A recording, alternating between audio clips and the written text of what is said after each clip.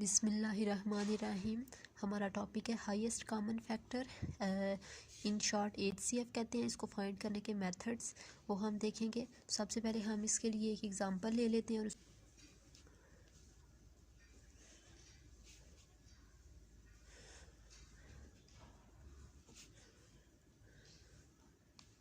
ठीक है, ये हमने एग्जांपल ले ली। इसको फाइंड करने का तरीका क्या होता है एचसीएफ फाइंड करने का? अच्छा, एटलीस्ट 2 वैल्यूज़ होनी चाहिए हाईएस्ट कॉमन फैक्टर फाइंड करने के लिए। एटलीस्ट 2 वैल्यूज़ हो, कम से कम 2, ठीक है, या फिर 2 से ज़्यादा भी हो सकती हैं। तो सबसे पहले हम 28 के डिवाइज़र्स लिखते हैं। 2, 4, 7, 14 में भी आता है और 28, ठीक है। ये इसके 28 के डिवाइज़र्स लिख लिए हैं। आगे हमारे पास आ जाता है 36 के हम डिवाइज़र्स इसमें लिखेंगे। कौन कौन से डिवाइज़र्स हैं? 2, 4, 6, 9, 12, 18 एंड 36 इटसेल्फ, ठीक है। हमने क्या लिया है? 28 के डिवाइज़र्स लिखे, 36 के डिवाइज़र्स लिख लिए। अब एचसीएफ क्या होता है? Highest common factor. इन सारे डिवाइज़र्स में से हमने देखना है इनमें कॉमन कौन कौन से फैक्टर्स आ रहे हैं, ठीक है। सबसे पहले हमारे पास इसमें 2 ये कॉमन आ रहा है, उसके बाद 4 दोनों में कॉमन आ रहा है, ठीक है। इसके अलावा हमारे पास कोई भी एलिमेंट इनमें कॉमन नहीं आ रहा। अब जितने कॉमन आए हैं उनमें से एक 2 आया है, एक 4 आया है, लेकिन इन 2 और 4 में से जो बड़ा कौन सा है? ठीक है, 4 है। तो 4 हमारे पास क्या होगा? HCF, highest common factor. ये फैक्टर किसे कहते हैं? डिवाइज़र्स को, ठीक है। फैक्टर्स डिवाइज़र्स को ही कहते हैं।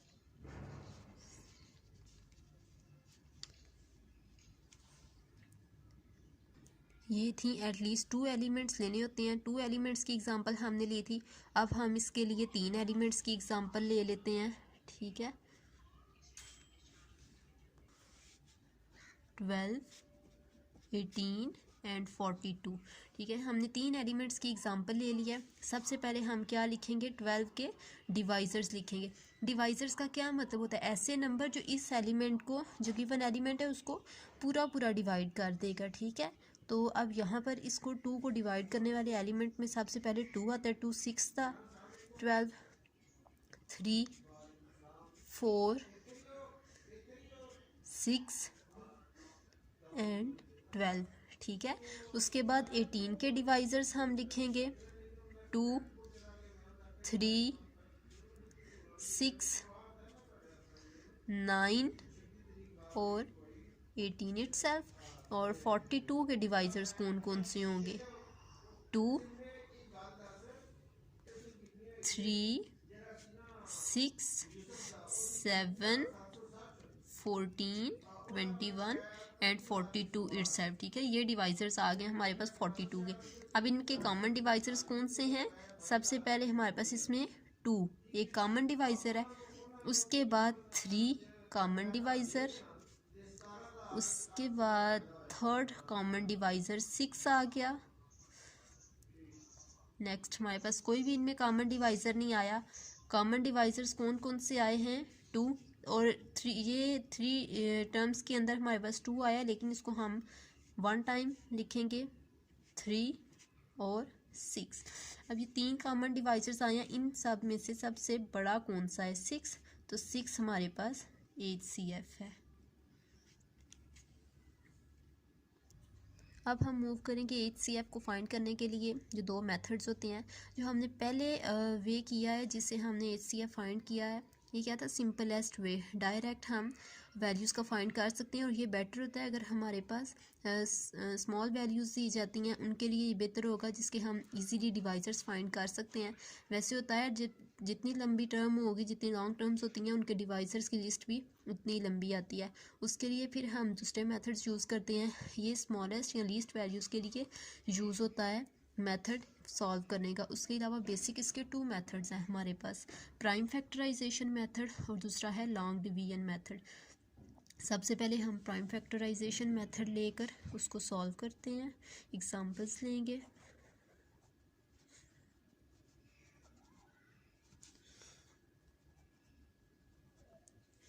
ठीक है,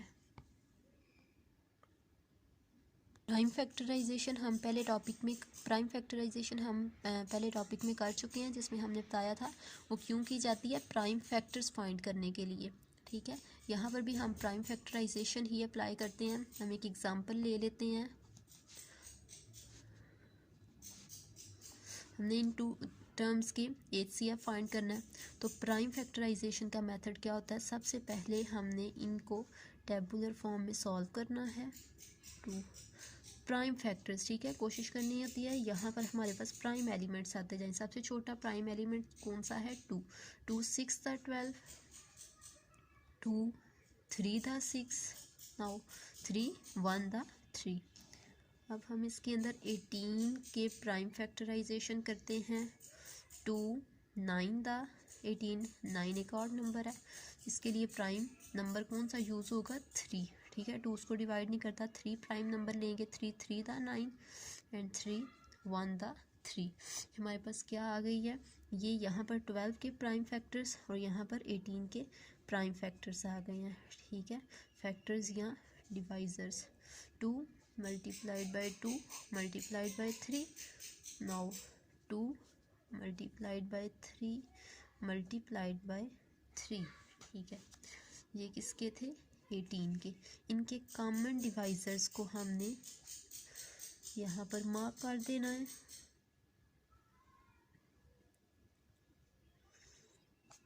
ठीक, 2 1 टाइम लिख देंगे।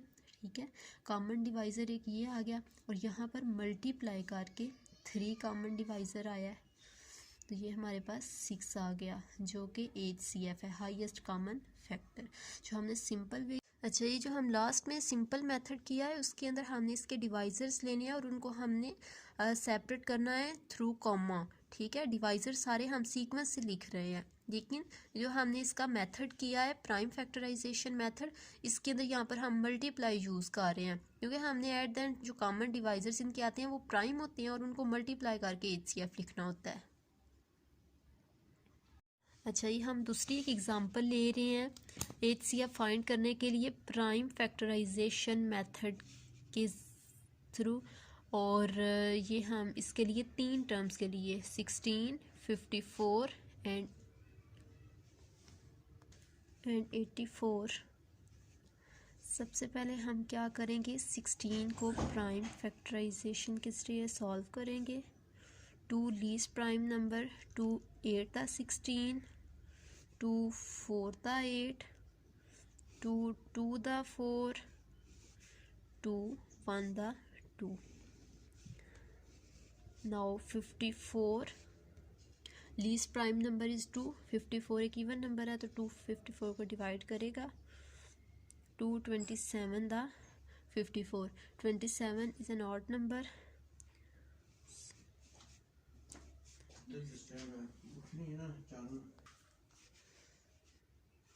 3 3 the 9, 3 1 the 3। 84 is a even number, so 2 can divide 84 as 242 times 84. 42 is again even number, so 2 can divide it as 221 times 42. Now 21 is an odd number, 2 cannot divide it, so we will take 3 as its divisor, as its prime divisor. 3 7 the 21, 7 1 the 7। now 16 2 multiplied by 2 multiplied by 2 multiplied by 2। now 54, prime factors are 2 multiplied by 3 multiplied by 3।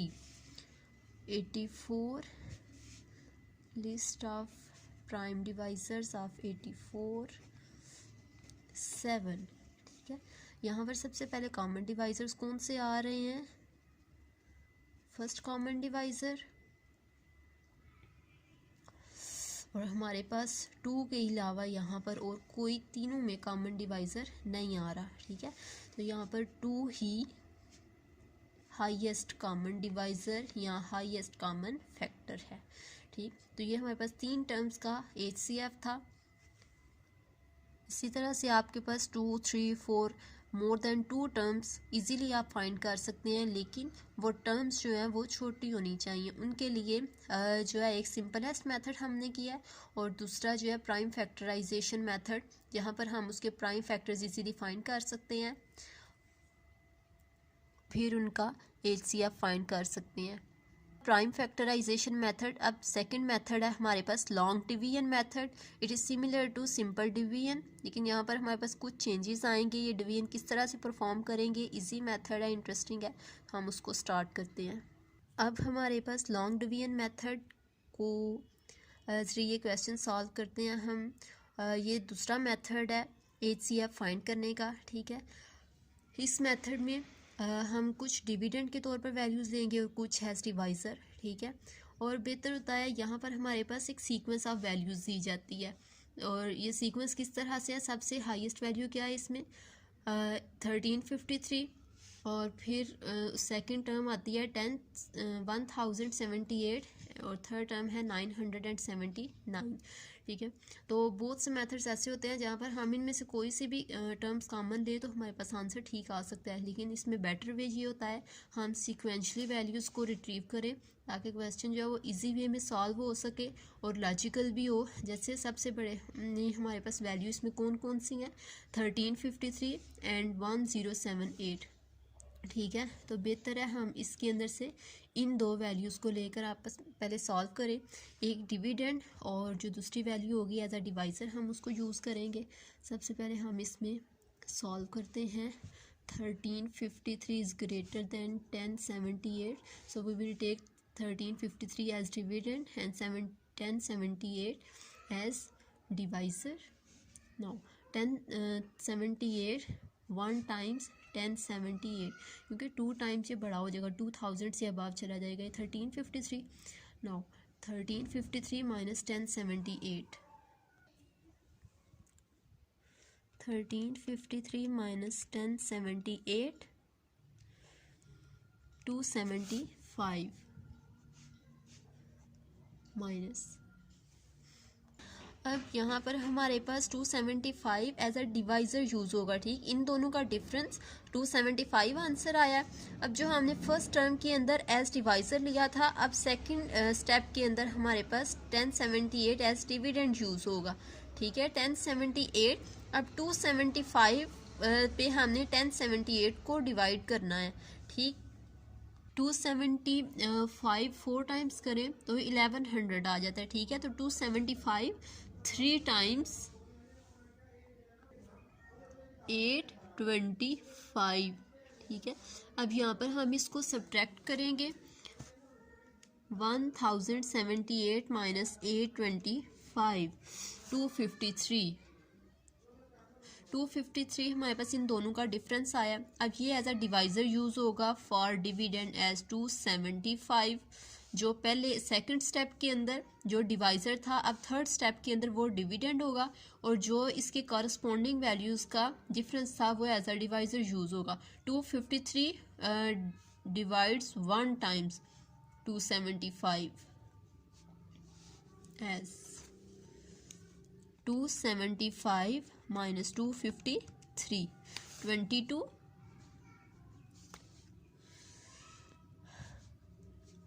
Now 22 is acting like a divisor for 253 dividend.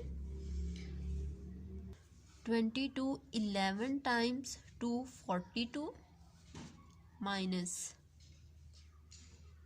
253 minus 242, 11. Now 22 as dividend 11 2 times 22, remainder 0. So जो last element हमारे पास आया वो क्या है 11। अब यहाँ पर 11 क्या कंसिडर होगा, अगर टू वैल्यूज़ का HCF फाइंड करना है हमने लॉन्ग डिवीजन मेथड से, उसके लिए 11 ही इसका HCF था अगर टू वैल्यूज़ के लिए हमने फाइंड करना था। लेकिन यहाँ पर अब हमारे पास एक थर्ड वैल्यू भी है, ठीक है, जिसके लिए अभी हमने सॉल्व करना है। पहले हमने सीक्वेंशियल टू वैल्यूज़ ली हैं, ग्रेटर और फिर उससे छोटी वैल्यू। अब थर्ड वैल्यू जो हमारे पास रह गई है, HCF हमारे पास टू टर्म्स का आ गया 11, इसको एज अ डिवाइज़र लेंगे और थर्ड टर्म जो रह गया उसको डिविडेंड लेकर हम अगेन इनकी लॉन्ग डिवीजन परफॉर्म करेंगे। 11 9 79, 11 8 टाइम्स 88, 97 माइनस 98 इक्वल टू 9, ये 9 आ गया नीचे। 11 9 टाइम्स 99 0, ठीक है। यहाँ पर हमारे पास फर्स्ट स्टेप के अंदर ही ये सॉल्व हो गया। सो 11 जो है एज अ होल इसका HCF आया है।